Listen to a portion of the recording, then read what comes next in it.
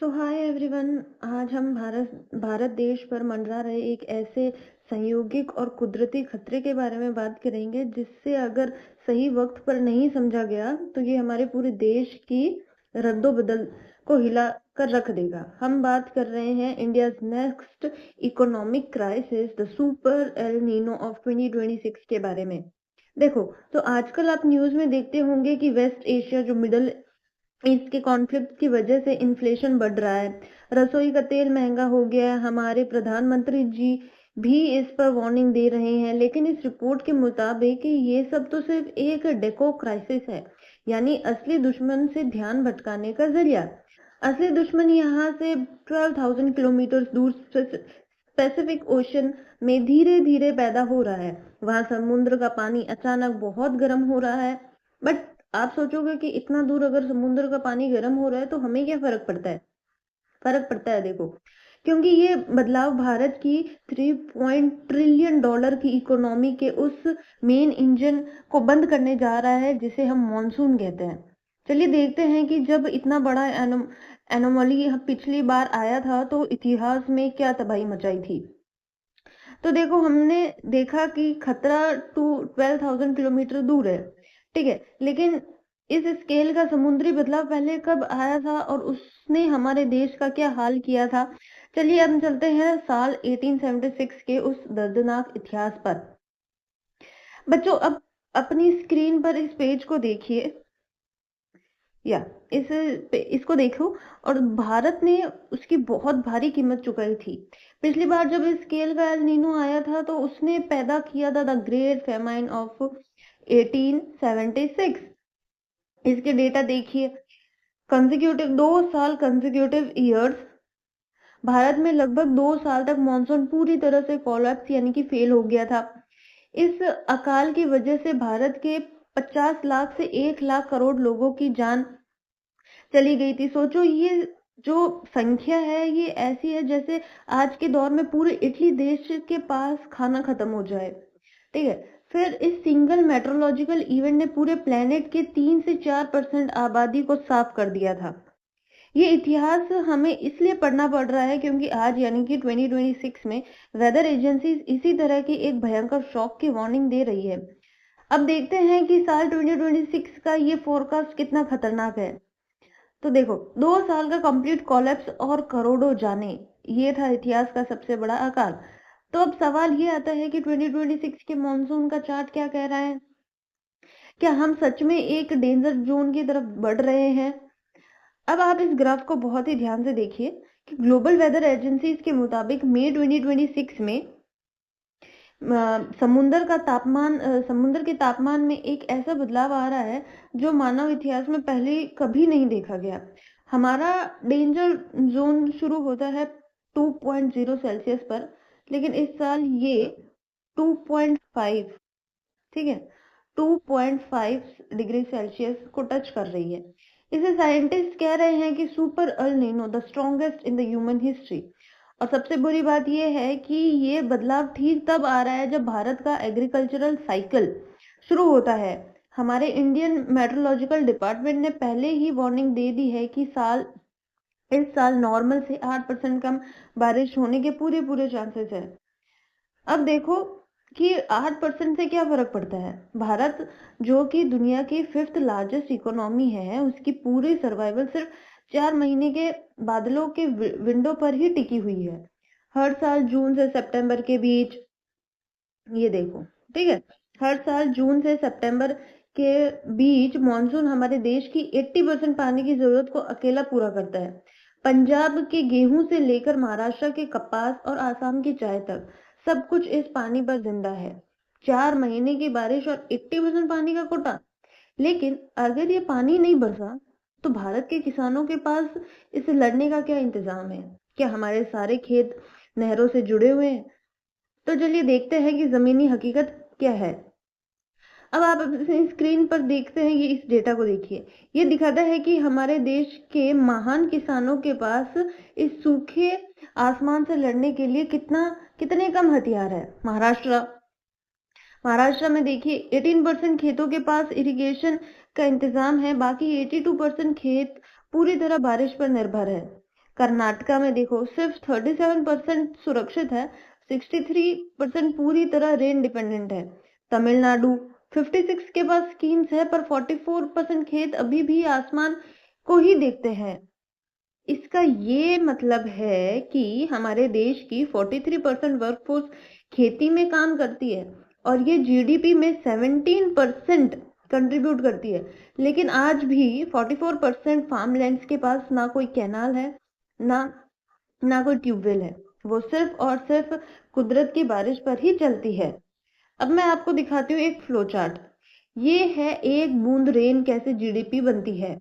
जब good rain होती है तो हाई क्रॉप्स हार्वेस्ट होती है, ठीक है, किसानों की इनकम बढ़ती है, किसान ट्रैक्टर, स्कूटर, एफएमसीजी प्रोडक्ट्स खरीदते हैं जिससे रूरल कंजप्शन स्पाइक होता है, इससे फैक्ट्रीज चलती है और अंत में हमारा नेशनल जीडीपी राइजेस यानी कि बढ़ जाता है।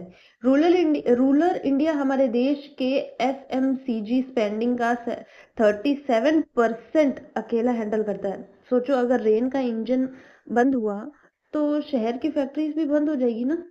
रेन गिरी तो जीडीपी बढ़ी, रेन रुकी तो फैक्ट्रीज बंद हुई। ये है हमारे देश का मौसम मीटियो इकोनॉमिक्स। लेकिन इसका नुकसान कितना बड़ा हो सकता है, चलिए अब हम चलते हैं एशियन डेवलपमेंट बैंक के उस मैथमेटिकल रूल पर जहां नुकसान का मैट्रिक्स लिखा हुआ है। एशियन डेवलपमेंट बैंक ने एक रूल स्टेब्लिश किया है जिसे कहते हैं द एडीबी रूल। अभी एडीबी रूल क्या है? ये रूल कहता है कि अगर बॉर्डर पर 1% से ज्यादा बारिश होगी तो देश का 0.16% जीडीपी बढ़ जाएगा। लेकिन इसका उल्टा भी उतना ही सच है, अगर बारिश कम हुई तो जीडीपी उतनी ही तेजी से गिरेगी। अब द डैमेज मैट्रिक्स देखो।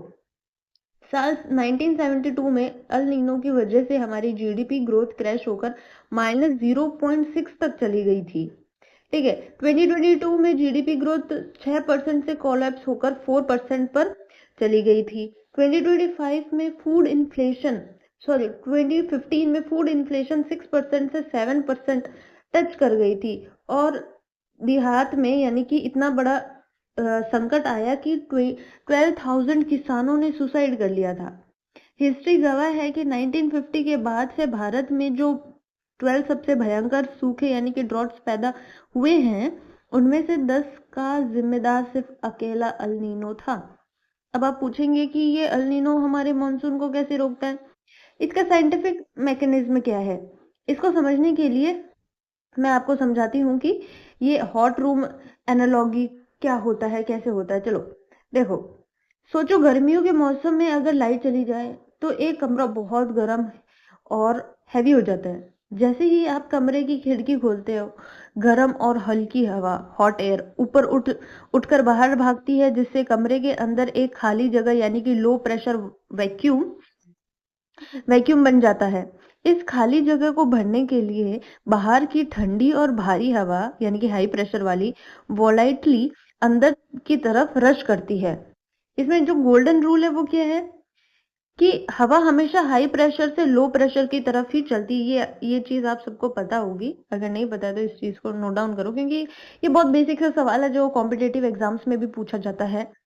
तो हवा का नियम यही है, हाई से लो। लेकिन इस छोटे से कमरे के नियम को जब हम पूरे भारत देश और समुद्र पर बड़ा करेंगे तो मॉनसून का असली इंजन कैसे चलता है। तो देखते हैं कि सब कॉन्टिनेंट पर इस नियम का कमाल क्या है। अब आप अपनी स्क्रीन पर मैप को देखो। हम उस हॉट रूम के नियम को पूरे भारत की स्केल पर काम कर रहे हैं। गर्मियों में हमारे भारत देश तपने लगता है। थार डेजर्ट 40 डिग्री सेल्सियस और डिकेन 45 डिग्री सेल्सियस टच कर जाता है। ये लैंडमास एक गर्म कमरे की तरह एक्ट करता है। यहाँ की हवा गर्म होकर ऊपर उठ जाती है और भारत के ऊपर बनता है एक जाइंट लो प्रेशर वैक्यूम, ठीक है। फिर दूसरी तरफ इंडियन ओशन यानी कि समुद्र का पानी कूल और हैवी रहता है, 28 से 30 डिग्री के बीच में रहता है, जो बनता है कि एक जाइंट हाई प्रेशर जोन, ठीक है। तो गोल्डन रूल के मुताबिक समुद्र की ठंडी भारी हवा भारत के इस वैक्यूम को भरने के लिए तेजी से रश करती है। अपने साथ ये हवा बहुत सारा पानी लाती है और 4 महीने तक बारिश करती है। आई बात समझ में? फिर दूसरा देखो, द हिडन पैसिफिक वैक्यूम। अब ये हिडन पैसिफिक वैक्यूम क्या है? इसका ये मतलब है कि मॉनसून सिर्फ एक इंजन पर नहीं चलता है, इसके 2 इंजन होते हैं। अभी हमने देखा था पैसिफिक ओशन वाला मैप, ठीक है। नॉर्मल सालों में पैसिफिक की ट्रेड विंड्स यानी कि गर्म पानी को इंडोनेशिया की तरफ पुश करती है, जिससे हम वार्म पूल कहते हैं। ये वार्म पूल एक दूसरे हॉट रूम की तरह काम करता है और वहां एक सेकेंडरी लो प्रेशर वैक्यूम बनता है। ये secondary low pressure vacuum Indian ocean की हवा को और तेजी से पुल करता है, जिससे मॉनसून सुपरचार्ज हो जाता है। ठीक है, आपको बात समझ आई? फिर है, तो जब तक दोनों इंजन चल रहे हैं भारत में अच्छी बारिश हो रही है। लेकिन सोचो, अगर पैसिफिक ओशन को वो दूसरा इंजन अचानक बंद हो जाए और उल्टा चलने लगे तो क्या होगा? वही चीज इस रिपोर्ट में मैं आपको समझाती हूँ। अब इस डेंजरस शिफ्ट को समझो कि जिसे हम कहते हैं द सिस्टम इन्वर्जन। हर कुछ सालों में हर कुछ सालों में पैसिफिक की ट्रेड विंड्स कमजोर या रिवर्स हो जाती है। इसका नतीजा क्या होता है? जो गर्म पानी का पूल इंडोनेशिया के पास था वो अचानक रुक जाता है और 12,000 किलोमीटर पीछे साउथ अमेरिका की तरफ स्लाइड कर जाता है। इसे कहते हैं डिस्प्लेस्ड वार्म पूल। ठीक है, इस एक बदलाव से पूरा सिस्टम ब्रेक नहीं होता है, बल्कि फ्लिप यानी कि उल्टा हो जाता है। अब इसका इम्पैक्ट क्या पड़ेगा? देखो, जैसे ही वार्म पूल दूर जाता है, इंडोनेशिया का समुद्र ठंडा हो जाता है। जो जगह पहले लो प्रेशर का वैक्यूम बनकर बारिश को भारत की तरफ पुल कर रही थी, अब वो एक जाइंट हाई प्रेशर बैरिकेड यानी कि दीवार बन जाती है। इसका रिजल्ट क्या होगा? ये एटमॉस्फेरिक बैरिकेड हवा को पुल करने की बजाय बारिश के बादलों को भारत की कोस्ट से दूर धकेलने लगता है। मॉनसून का दूसरा विंडो हमेशा के लिए शट डाउन हो जाता है। देखो, पूरी पृथ्वी के गर्म होने से इंडियन ओशन भी अपना कूल स्टेटस खो देता है। जब जमीन और समुद्र का तापमान का अंतर, जो डिफरेंशियल है, वो खत्म हो जाएगा, तो हवा की रफ्तार यानी कि उसका जो मोमेंटम है वो मर जाएगा। No rushing wind, no moisture, no clouds. समझ आई बात? अभी इनका कनेक्शन देखते हैं कि ये वर्क कर कैसे रही है। ठीक है, वेट अ मिनट, मैं आपको अभी समझाती हूँ। तो जब जब दोनों इंजन चल रहे हैं, ठीक है, अच्छी बारिश होती है, ये आपको समझ आ गया। तो समुद्र ने दीवार खड़ी कर दी, हवा का मोमेंटम खत्म हो गया। लेकिन बच्चों, इस सूखे का टाइमिंग क्या होगा? क्या टाइमिंग हो सकता है? क्या जून जुलाई में बिल्कुल बूंद नहीं गिरेगी? चलो इस चीज को समझते हैं। तो अब इस पेज पर दिए गए मंथली चार्ट को मैं आपको मंथली चार्ट दिखाती हूँ। यस, अब इस पेज पर दिए गए मंथली कैलेंडर को ध्यान से देखिए। जून और जुलाई के महीने पूरी तरह से खाली और सूखे हैं। ट्रेड विंड्स के टूटने से मॉइस्चर बहुत कम बचता है। जो थोड़ी बहुत बारिश बचती भी है वो बहुत देर से वीक और पैची होकर अगस्त और सितंबर में आती है। लेकिन late rain cannot save a dying crop, यानी जो फसल जून जुलाई में पानी न मिलने की वजह से पहले ही मर चुकी है, उसे अगस्त की बारिश जिंदा नहीं कर सकती है। वीक रेन कुएं नहीं भर सकती और ऐसे ही पैची रेन 60 करोड़ किसानों का पेट नहीं भर सकती। लेकिन अब यहाँ पर एक राहत की बात समझते हैं कि वाई 2026 इज नॉट 1876। देखो, 1876 में हमारे पास कोई सिस्टमेटिक डिफेंस नहीं था, इसलिए लोग मारे गए। लेकिन साल 2026 में भारत के पास एक ढाल है, the food corporation of India, FCI। अप्रैल 2026 तक FCI के गोडाउन्स में 604 लाख टन गेहूं और चावल का स्टॉक सुरक्षित रखा है। ये सरकार के मैंडेटरी बफर, ठीक है, इससे जो मैंडेटरी बफर होता है दैट इज 210 लाख टन से लगभग 3 गुना ज्यादा है। इसलिए 2026 में मास स्टारवेशन यानी कि अकाल से मौत का खतरा ना के बराबर है। FCI ने खाने का इंतजाम तो कर दिया, हम भूख से तो नहीं मरेंगे, लेकिन क्या सिर्फ पेट भर लेना काफ़ी है। किसान की इनकम और देश की इकोनॉमी को इस शॉक से कैसे बचाएँगे? तो देखो, अब इस आखिरी पेजेज़ को आखिरी पेजेज़ के कंक्लूज़न को बहुत ही ध्यान से समझना है, क्योंकि अगर ये चीज़ें आपको समझ आ गई तो आप इस पूरे कॉन्सेप्ट को अच्छे से समझ जाएँगे, ठीक है? तो ये जो कॉन्सेप्ट है हमारा, surviving the aftermath is not preventing the crisis, यानी अकाल से बच जाना काफ़ी नहीं है। ग्रेन बफर्स लोगों को ज़िंदा तो रखेगा, लेकिन पर वो किसान की कमाई, ठीक है? और देश की जीडीपी को क्रैश होने से नहीं बचा सकता। तो इसका टैक्टिकल सॉल्यूशन क्या है? इसका टैक्टिकल सॉल्यूशन ये है कि भारत को जल्दी से जल्दी माइक्रो इरिगेशन ड्रिप सिस्टम और सोलर पावर्ड वाटर पंप्स को बड़े स्केल पर लगाना पड़ेगा, ठीक है? ताकि हमारी खेती आसमान के पानी पर डिपेंडेंट ना रहे। और सबसे बड़ा स्ट्रक्चरल पिवट यानी कि द ग्रेजुएशन, तो ये क्या है? देखो, हम पैसिफिक ओशन में 12,000 किलोमीटर दूर होने वाली एक रैंडम समुद्री हलचल के भरोसे अपने 60 करोड़ लोगों का नसीब नहीं छोड़ सकते हैं। तो भारत को धीरे-धीरे अपनी ग्रेविटी को रेन डिपेंडेंट एग्रीकल्चर से शिफ्ट करके मैन्युफैक्चरिंग एंड सर्विसेज सेक्टर्स की तरफ ले जाना होगा। जब तक हमारा वर्कफोर्स आसमान पर बंधा रहेगा, हम वॉलेटाइल रहेंगे। हमें आत्मनिर्भर बनना होगा। तो हमारी पूरी रिपोर्ट का साइंस, हिस्ट्री और मैथ समझने के लिए, ठीक है, समझने के लिए आपने समझ लिया है, ठीक है? तो अभी मेरे पास आपके लिए कुछ सवाल है, जो कि मैं हमेशा बोलती हूँ कि उनको आपको नोट डाउन करना है, अपने नोट्स में लिखना है, क्योंकि ये आपके वन डे कॉम्पिटिटिव एग्जाम्स में ज़रूर पूछे जाएंगे। तो पहला सवाल मेरा ये है कि एडीबी रूल के मुताबिक 1% एक्स्ट्रा रेन से देश के जीडीपी में कितना परसेंट का बदलाव आएगा? ठीक है।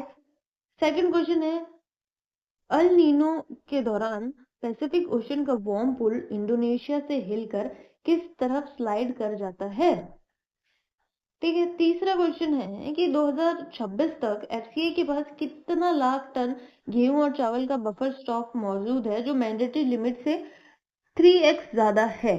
इन सब के सवाल के जवाब आप अपने नोट्स में लिखिए, इन सबको अपने नोट्स में ऐड करो। आज की जो रिपोर्ट है इसको वापस पढ़ के इसके नोट्स बनाओ, ताकि, क्योंकि इट्स वेरी कॉमन कि इस चीज से सवाल आएगा ही आएगा इस बार, ठीक है? सारे कॉम्पिटिटिव एग्जाम्स में, इवन स्टेट पीसीएस यूपीएससी में भी मेंस में सवाल पूछ सकते हैं, प्रीलिम्स में भी आएगा और इंटरव्यू में भी आएगा।